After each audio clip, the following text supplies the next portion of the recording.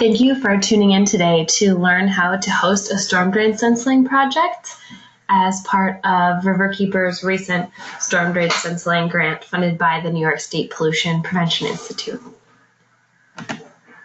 So who we are, Riverkeeper is a 50-year-old member-supported nonprofit organization dedicated to protecting New York City's drinking water supply as well as the Hudson River estuary. And this project that we worked on was funded by the New York State Pollution Prevention Institute, which is based up at the Rochester Institute of Technology.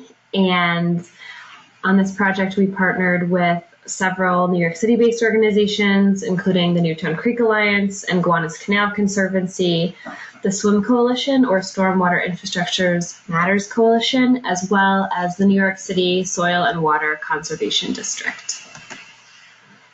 So our focus area for the storm drain stenciling project, as the names of our partners may suggest, was North Brooklyn, specifically focused around the Newtown Creek and Gowanus Canal sewer sheds, which you can see outlined on the 3 maps currently on your screen.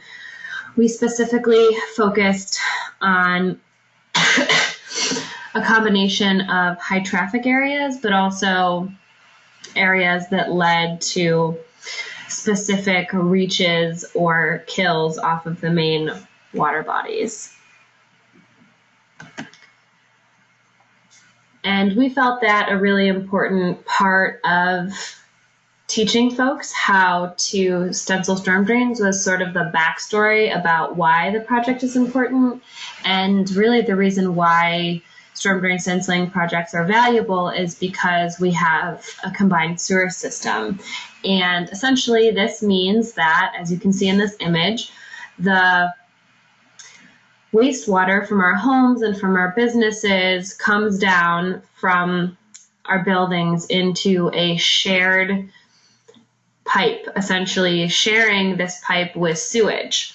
And on the left, we have a sunny day. So in a sunny day, there's no rainwater or street runoff. There's only the sewage from our homes and businesses. And because of that, they don't overflow the little bump out. But if you look on the on the right, on a rainy day, you'll see that the stormwater combined with the sewage is more volume than the system can handle, causing what we call a combined sewer overflow. And about 60% of New York City works on a combined sewer system, and then the remaining 40% is on a separate sewer system. So essentially, when it's raining, any street trash or any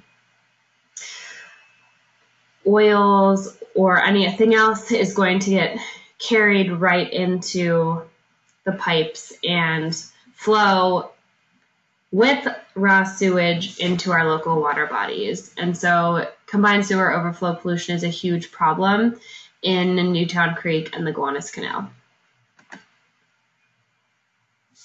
And as with any other volunteer project, we find that safety is always a top priority. And if you keep safety as your top priority, it really increases the level of the volunteer experience, and it also ensures that everyone is safe and has a good time and doesn't have to be in any situations that are uncomfortable or dangerous.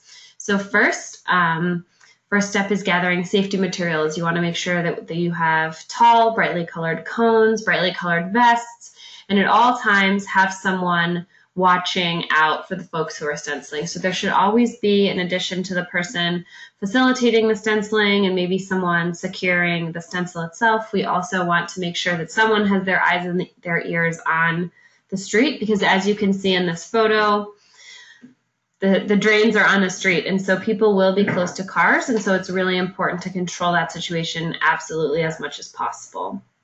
The other supplies that we need are for painting, which means that we need a broom to clear off the surface. We used a little, just a little tiny hand broom, which you'll see later on. We need a paint tray, a can of paint if you decide to do rollers instead. We specifically use spray paint, and then if you're going to use canned paint, you're also going to need the rollers.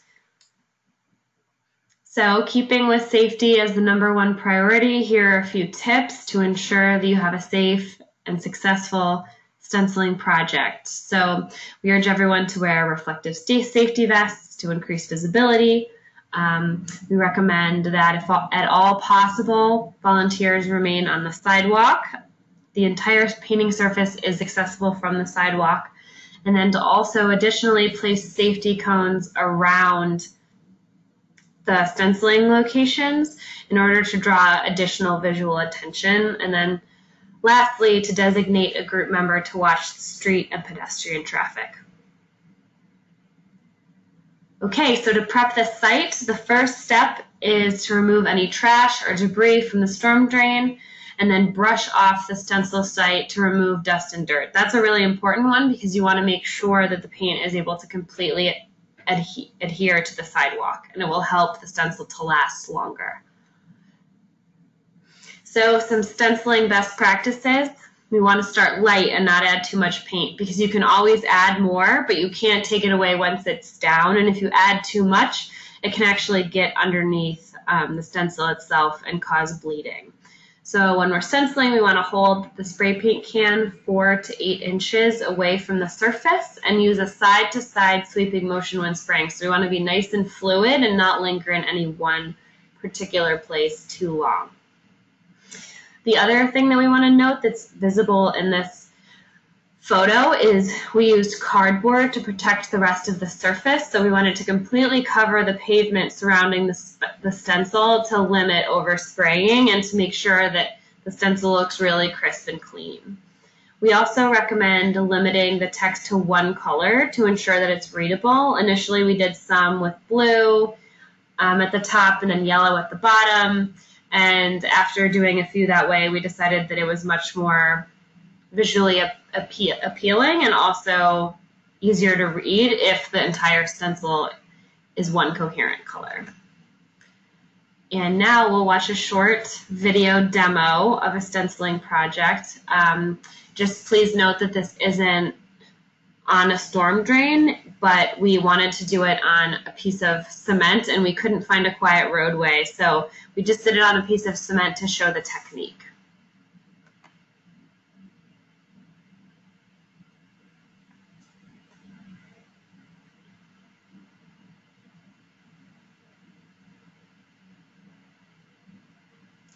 So the site has been cleaned, place the stencil down. We surround the stencil with pieces of cardboard to prevent any overspraying.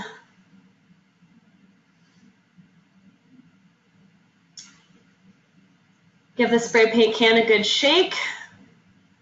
And then 4 to 8 inches above the stencil, just go back and forth in a nice and fluid motion, trying to not overspray anything, but just give it a nice even coat. So that's the main part of our stencil. They say no more pollution, please.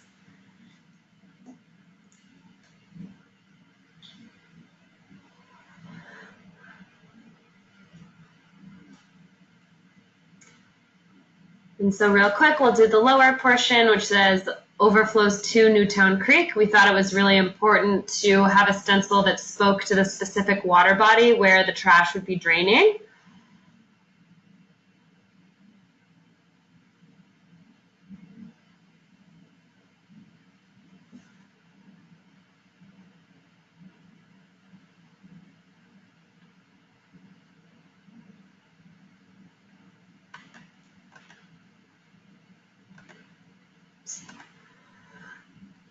Okay, so the next important step is to share your success. We want to know how your project went. So we urge you to email us pictures at outreach@riverkeeper.org and tag us at Riverkeeper on your Instagram or Facebook or Twitter posts. You can see right here this volunteer did a Snapchat.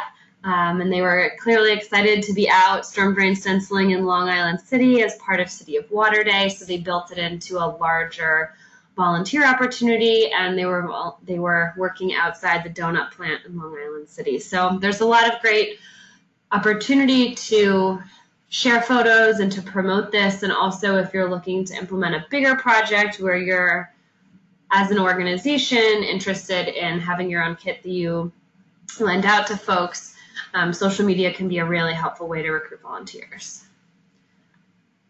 Another interesting and potentially strong component is to maintain or adopt your stenciled storm drains. So we really want to make sure that we have a plan to create a long-term feasibility of having these stencils look really crisp and clean, and that they remain really present, and that they're not fading, or that they're not covered in trash. And so we suggest cleaning out your drains regularly, repainting them if necessary, although from what we've read, that most stencils will last typically 1 to 5 years, and then report clogs or other issues to 311.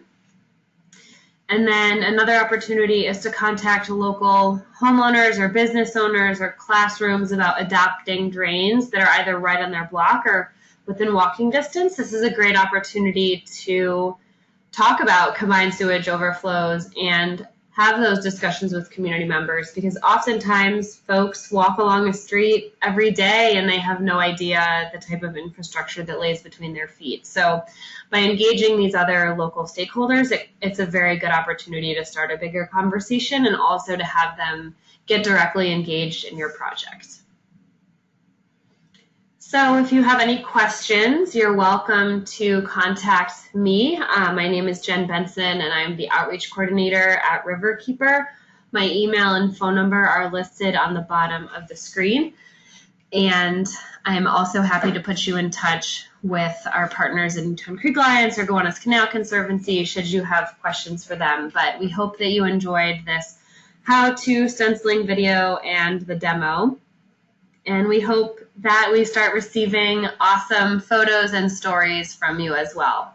So thank you so much, and we hope to hear about your success stories in the near future.